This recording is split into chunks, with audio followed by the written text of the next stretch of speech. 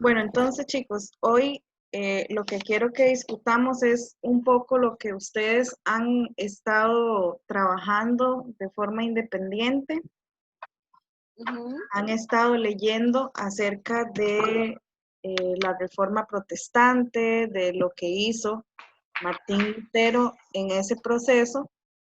Y la conexión que yo quiero que hagan es ver cómo ese acontecimiento que impulsó una sola persona es el reflejo de un cambio de mentalidad que se dio para dar paso a una nueva época histórica que vamos a llamar Renacimiento. Bueno, la época es... Okay. Entonces les voy a compartir.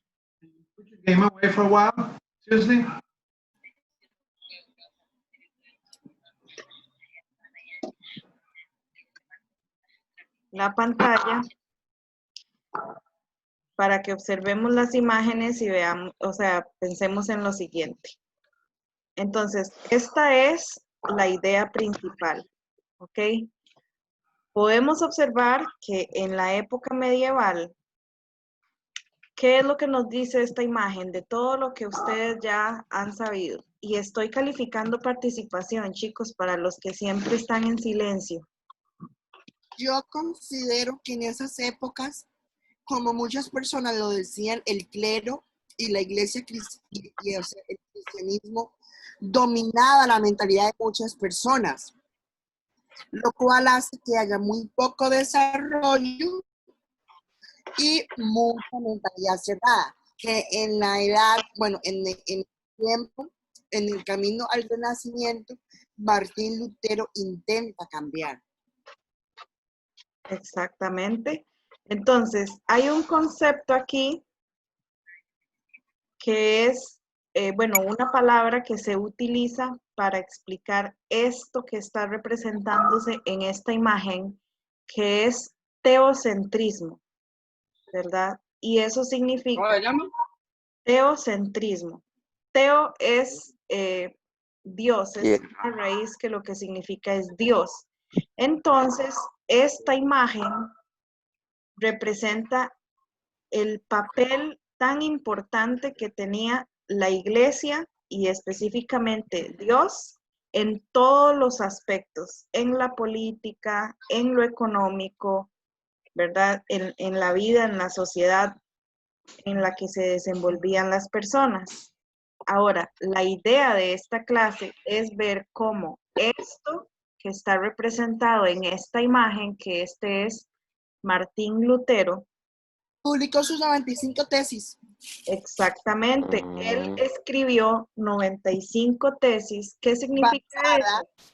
Es como escribir 95 argumentos o ideas con las que él explicaba, exacto, con las que él explicaba por qué no estaba de acuerdo con las acciones de la Iglesia Católica. O sea, él tenía argumentos casi válidos, o sea, yo investigué y se consideraban que eran argumentos súper válidos para descubrir que la Iglesia Católica estaba lucrando todo lo que el pueblo daba para construcciones de la catedral, creo que es de Roma, no me acuerdo el nombre exactamente, y ahí es donde causa que Martín Lutero acerca de ese tema empiece a escribir las 95 tesis, que son argumentos acerca de ese tema, y ahí es cuando los manda a la sociedad y la sociedad empieza a tener un cambio de mentalidad muy drásticamente. Exactamente, es un ejemplo de lo que va a ocurrir posteriormente, ¿verdad? Porque Martín Lutero inicia ese movimiento y esto llega muy rápido a toda la población, ¿verdad? Porque obviamente él buscó la forma de que su mensaje fuera leído por la mayoría de la población. Y también entonces esto nos abre paso a un nuevo movimiento que es esto que está acá entonces, bueno, es edad moderna, pero en realidad vamos a hablar primero del Renacimiento, porque esta edad moderna se divide en etapas. Pero entonces, el movimiento que empieza a surgir aquí es más un humanismo, es más secular, que ya les voy a explicar ese otro concepto. ¿Qué significa secularizar algo? Voy a pasar a la siguiente pantalla para que lo puedan observar. Perdón si está muy pequeña la traducción, pero entonces esta es la idea. ¿Okay? En este espacio tenemos características de lo que ya hemos estudiado, que es la Edad Media. Y en este otro espacio vemos que unas características eran similares en la siguiente época histórica, pero que otras cambian, específicamente estas dos del final. Entonces vamos a empezar con las de la época medieval para dar un repaso y para tener claro qué significa. Dice aquí que la forma de gobierno es o era absolutista. ¿Eso qué significa? Que gobernaba. Que solo una persona gobernaba, ¿no? Exactamente. Y que su poder es absoluto. O sea, no hay límites para lo que esa persona puede hacer. No existen leyes ya escritas de qué tiene que hacer esa persona, sino que esa persona crea la ley cuando lo necesite, inventa leyes cuando necesite. ¿Ok? Perfecto. Después, la economía era feudal, o sea, la idea de que nada es privado. Yo no tengo, no soy dueño de mi tierra, de mi casa, sino que le pertenece ¿a quién? Al rey. La iglesia. Ajá, a la iglesia o al señor feudal. ¿Ok? Y lo cual se suponía que ningún ciudadano, ninguna organización como esa podía lucrar los fondos para otras cosas que no fueran específicamente lo de la iglesia. Exactamente.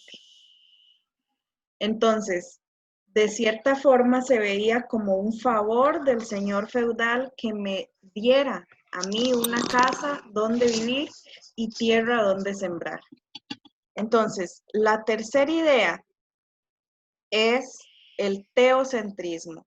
¿Qué significa? La iglesia era el centro de todo. La iglesia y sus dirigentes, ya no dije nada, manipulan a la población y tienen el poder también en el gobierno incluso, ¿verdad? Entonces, se trataba que desde la religión se controlaba la mente, ¿verdad? De la población para poder controlarlos en el gobierno y en la iglesia. Si ustedes tienen alguna pregunta, en algún momento la hacen. Okay. La siguiente idea es que también era prohibido los descubrimientos o los estudios de ciencia. ¿Ok? ¿Por qué? Porque esto era, Algo ilícito. Herejía. sí, era una amenaza, ¿verdad? A lo que la iglesia enseñaba. Entonces, si alguien estudiaba ciencia o hacía descubrimientos científicos, podía convertirse en una amenaza para los planteamientos de la iglesia.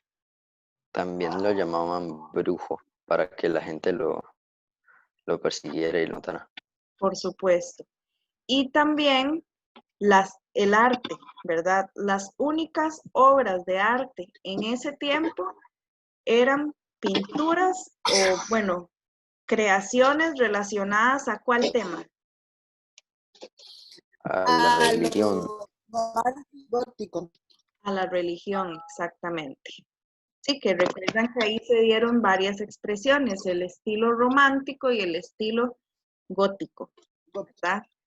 Pero todo tenía que ver con pinturas que reflejaran la relación de Dios con el mundo, la relación de las personas con Dios y lo que teníamos que hacer para la salvación, ¿verdad? Era la idea. Es lo que iba a decir. Ok, Entonces, ahorita vamos a volver a hablar de lo que Martín Lutero específicamente hizo, pero en este momento quiero que veamos estas ideas porque aquí vamos a ver que al pasar a la edad moderna, a esta nueva época histórica, se mantiene la forma de gobernar y se mantiene el tipo de economía. Sin embargo, ¿qué cambia? Bueno, ocurre una secularización. Eso es básicamente alejarse del tema religioso, incluso empezar a criticarlo, empezar a encontrar los puntos débiles y preguntar por qué eso es así, ¿verdad? O sea, algo secular es algo que no es religioso. ¿Entendieron el concepto? Sí. Sí. Ok. Aquí es donde entonces vemos muy reflejada la actitud o la importancia, perdón, que va a tener después la publicación de Martín Lutero, porque entonces empieza a secularizar a las personas, o sea, empieza a apartar a las personas de la religión católica, o no tanto de la religión, sino más bien quitándole la venda que las personas tenían en los ojos, que no criticaban nada de lo que les pedían, que no criticaban nada de lo que la iglesia decía. ¿Ok? Y la otra característica importante de esta nueva época histórica es que por eso tiene ese nombre, Renacimiento. ¿Qué es lo que renace? La producción. La ciencia. Exacto, la producción artística y el impulso de la ciencia nuevamente. En esta nueva época, más bien personas con mucho dinero, con mucha riqueza, van a invertir su riqueza en ayudar, en apoyar a científicos que tenían mucha energía, que querían hacer muchos descubrimientos, y entonces ahí empezamos a conocer a muchísimos filósofos, doctores, que entonces, ajá.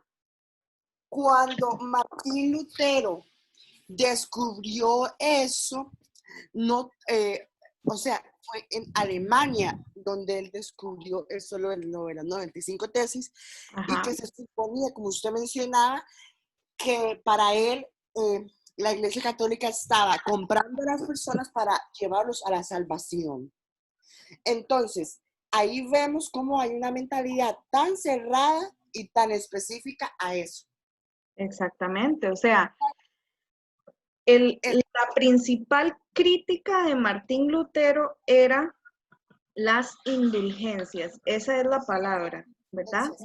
O sea, las indulgencias que eran, la iglesia pedía dinero a las personas para salvar sus pecados. Para salvarse, para no ir al infierno.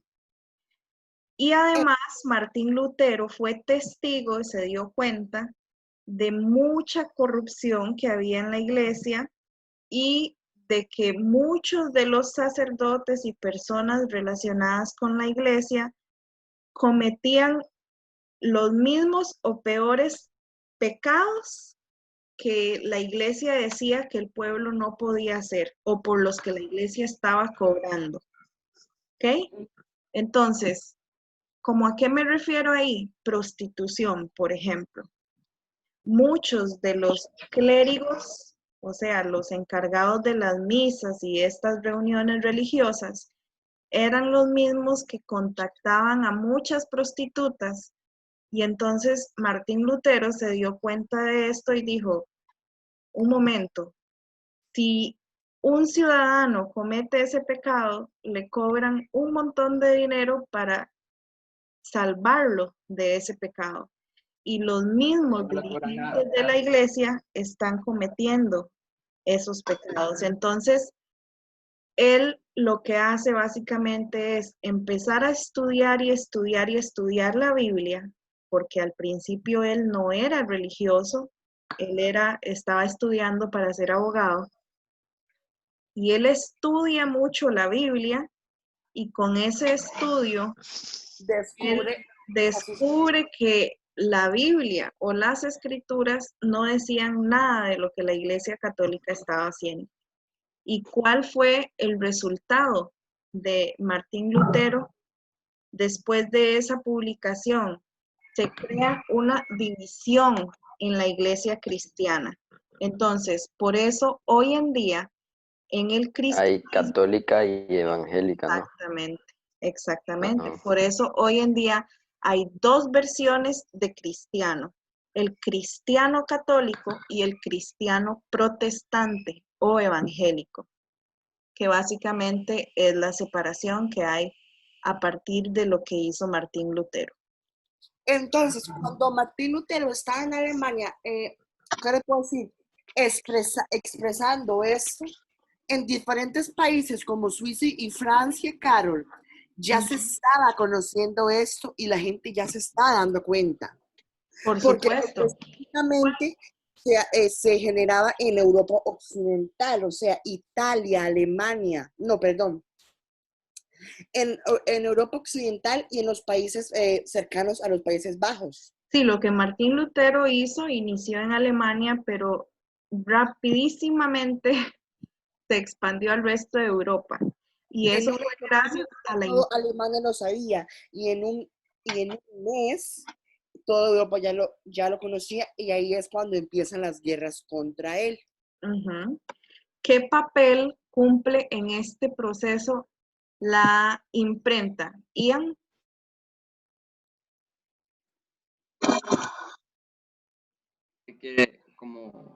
¿Qué efectos tenía los 95 tercios?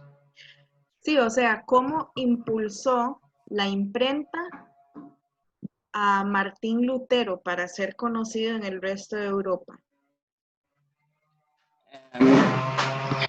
Es que no era que toda Europa está bajo el control de la iglesia, entonces como el división en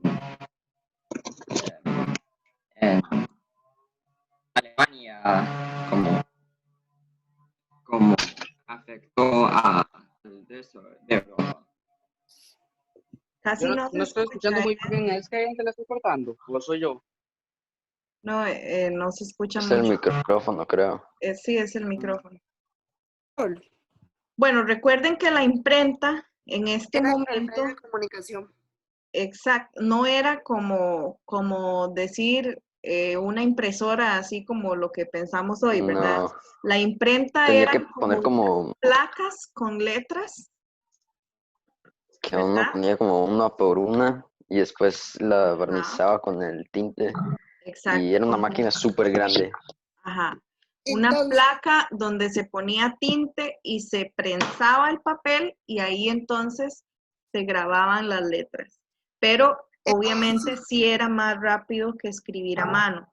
Y la imprenta agarró las 95 tesis de Martín Lutero y las publicó sin que ni siquiera él se diera cuenta. ajá. Entonces, ahí era el punto donde yo me refería. La imprenta en Martín Lutero, vemos como la imprenta es el medio de comunicación de Martín Lutero que lo hace a él darse a conocer con su libre expresión acerca de estos temas.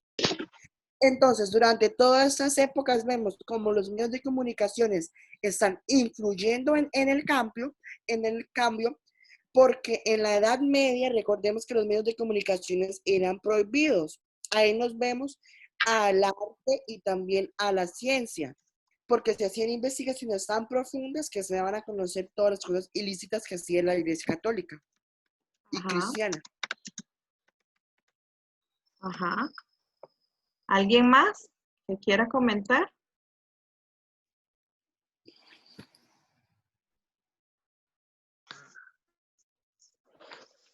Chicos, vean, con muchísimo respeto les voy a decir, si ustedes van a ingresar a la clase a que solamente se vea su cuadro ahí con su foto o la imagen que tengan y no van a participar en nada, no van a poner el video, no van a hablar, entonces no encuentro cuál es el sentido.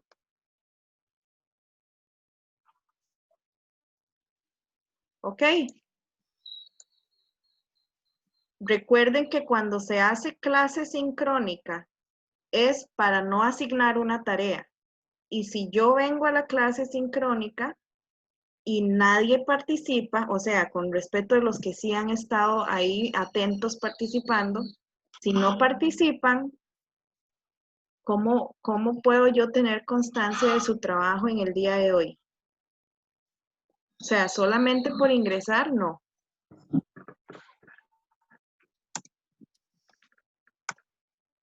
¿Puedo dar mi opinión acerca de ese tema, Caro? Recuerden que si el internet es lento, lo que sea, ustedes también pueden escribir en el chat, mantenerse activos, ¿verdad? Mi internet está súper lento en este momento e igual hay que intentarlo. Les acabo de escribir en el chat para que completen los otros 2 cuadros que quedan en el documento que les compartí. Sí, Rafa, dime. Yo opino acerca de este tema que hay muchas personas que desde que empezamos las clases sincrónicas y anteriormente de que ahora se ha estado dando mucho porque cada día tenemos por lo menos una, están grabando las clases y las están publicando en el Classroom. Entonces yo no le veo el sentido de grabar una clase para personas que no tienen ni la decencia de participar ni dar su opinión para que ya tengan una información acerca de todos estos temas para que lo hagan en un solo trabajo. Entonces, yo pienso que no deberían de grabar las clases y que cada persona saque su tiempo porque son tiempos valiosos para poner atención y sacar lo mejor de estas clases. Es lo que yo pienso. No, Rafa, es que lo que pasa es que hay que entender varias cosas. O sea, trabajando desde casa, ¿verdad? Como están ustedes, como estoy yo, hay muchas cosas que hay que tomar en consideración. Hay realidades muy diferentes para cada uno de ustedes y no todos pueden, ¿verdad? Estar siempre a esa hora específica sentados ahí escuchando. Eso sí se comprende totalmente, ¿verdad? Pero siempre y cuando haya una comunicación clara y constante y que sea real, ¿verdad? La situación por la que ustedes no tienen acceso o no pueden en ese momento. Entonces, no vamos a impedirle a nadie tener acceso a la educación, a la información que se está dando en la clase. Por eso el video se comparte, para que aquella persona que realmente no pudo, bueno, pues pueda ingresar al video y ver la información que se compartió en la clase. Yo me refiero a meterse a la llamada, a la reunión y prácticamente no estar, ¿verdad? Porque lo que cuenta es la participación.